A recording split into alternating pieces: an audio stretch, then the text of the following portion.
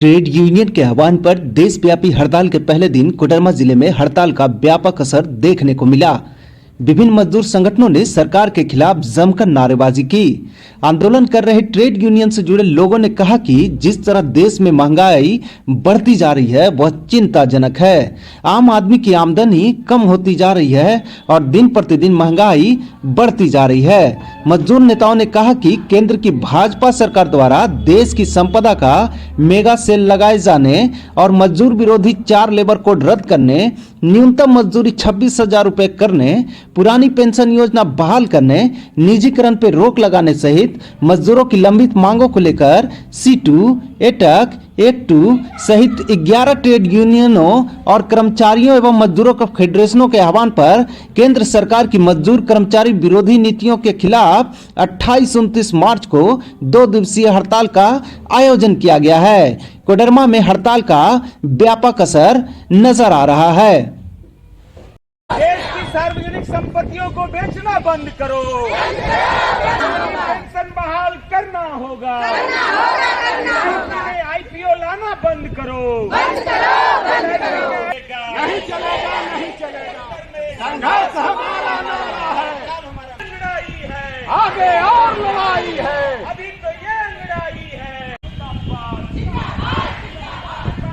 आज पूरे देश के कर्मचारी मजदूर संगठन, चाहे वो केंद्र सरकार के कर्मचारी हो, चाहे राज्य सरकार के कर्मचारी हो या फिर योजना कर्मी हो, आंगनबाड़ी सहित सारे मजदूर कर्मचारी केंद्र सरकार के नीतियों के खिलाफ आज सड़कों पर है, क्योंकि पूरे देश में 2 दिन का हड़ताल की घोषणा की गई है। मोदी सरकार की जो जन विरोधी नीतियां हैं, निजीकरण के माध्यम से जो देश को बेचने की पूंजीपतियों के हाथों में जो साजिश हो रही है, उसके खिलाफ आज यहाँ सड़कों पर जो है नारेबाजी लोग कर रहे हैं। क्योंकि अगर देश की सार्वजनिक संपत्तियां बीत जाएगी तो देश जो है वो नहीं बचने वाला है। इसलिए और खास करके जो आईसीडीएस का निजीकरण हो रहा है, बैंकों को बेचा जा रहा है, नया पेंशन नीति को खत्म करके पुरानी पेंशन नहीं लाया जा रहा है, और इसके साथ साथ यहाँ झारखंड के 6 जिलों में 10,388 पोषण सखी, जिनको के एक झटके में हेमंत सरकार ने 1 अप्रैल से उसको नौकरी से हटा दिया है, उसके खिलाफ में यह हड़ताल है।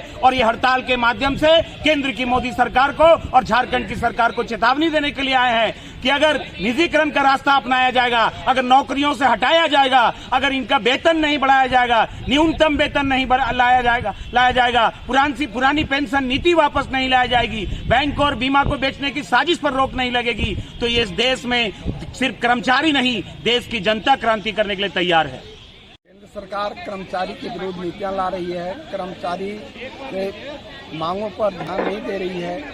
जब सरकार कर्मचारी हित में काम नहीं करेगी तो कर्मचारी को बाध्य होकर के हड़ताल करना पड़ता है।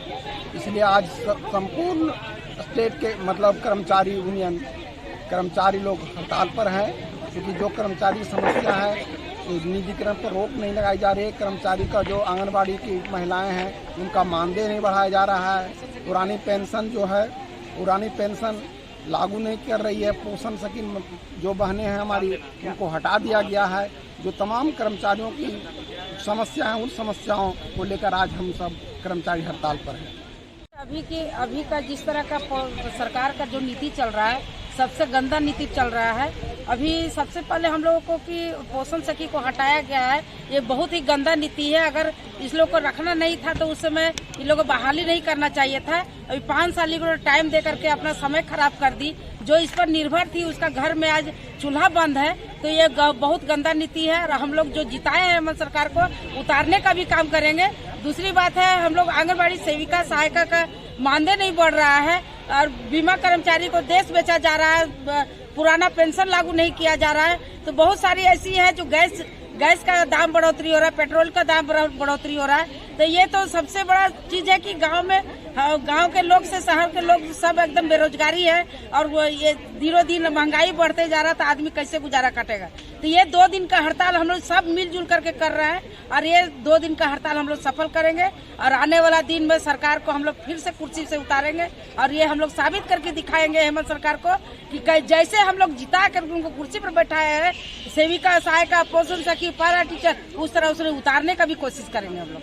ट्रेड यूनियन केंद्र सरकार के खिलाफ में देशव्यापी हड़ताल का ऐलान किया है 28-29 मार्च को। ये हड़ताल को सफल बनाने के लिए हम अपने जिला में हमारे ट्रेड यूनियन के अलावे जो संगठन हैं CITU, AITUC, AITUCC, ये सारे लोग और उसके साथ साथ हैं हमारे राज्य सरकार के कर्मचारी, केंद्र सरकार के कर्मचारी, बैंक के कर्मचारी, बीमा के कर्मचारी, ये सारे लोग मिल करके हम लोग हड़ताल को सफल बनाएंगे और केंद्र सरकार को बतलाएंगे कि तुम्हारा ये जो बैंक बेचने का जो नीति है, रेल बेचने का जो नीति है, जहाज बेचने का जो नीति है, जो संस्थाएं लाभ का क्षेत्र में है, लाभ दे रही है लगातार केंद्र सरकार को, वो केंद्र सरकार मानने के लिए तैयार नहीं है। लगातार केंद्र सरकार का ये आरोप है कि ये सारा कंपनियां हमारा घाटे में चल रहा है, इसलिए हम इसको बेच रहे हैं। जबकि सच्चाई ये है, ये औने पौने भाव में ये अडानी और अंबानी को ये बड़ा व्यापारी बना रहा है, बड़ा लाभ पहुंचा रहा है देश का। ये आपका लॉकडाउन के समय में भी देखा गया है।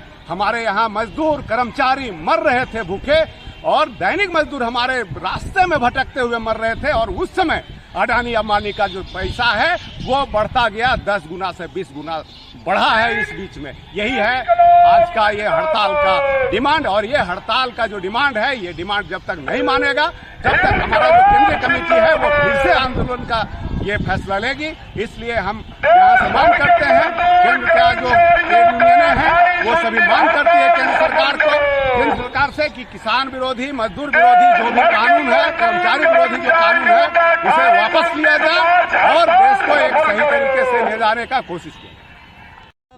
पूरे भारत देश में राष्ट्रव्यापी 28 मार्च व 29 मार्च को पूरे देश में सभी ट्रेड यूनियनों के द्वारा हड़ताल किया गया है। जैसा कि जानते कि मोदी सरकार के शासनकाल में जिस तरह से सरकारी संस्थानों को बेचने का काम किया है, कर्मचारियों के साथ अन्याय हो रहा है, जो जुल्म हो रहा है, यह जुल्म के शोषण के सवाल को लेकर के यह संगठन सड़क पर उतर करके पुरजोर विरोध किया है। और हम लोग मोदी से मांग करना चाहते हैं कि जो कर्मचारी है जिनका मानदेय 18,000 होना चाहिए, उनको मानदेय 3,000 में घटाया जा रहा है। यह बेटी बचाओ बेटी पढ़ाओ का नारा देते हैं और बेटियों के साथ शोषण करते हैं। इस सवाल को लेकर के हम लोग आज सड़क पर हैं।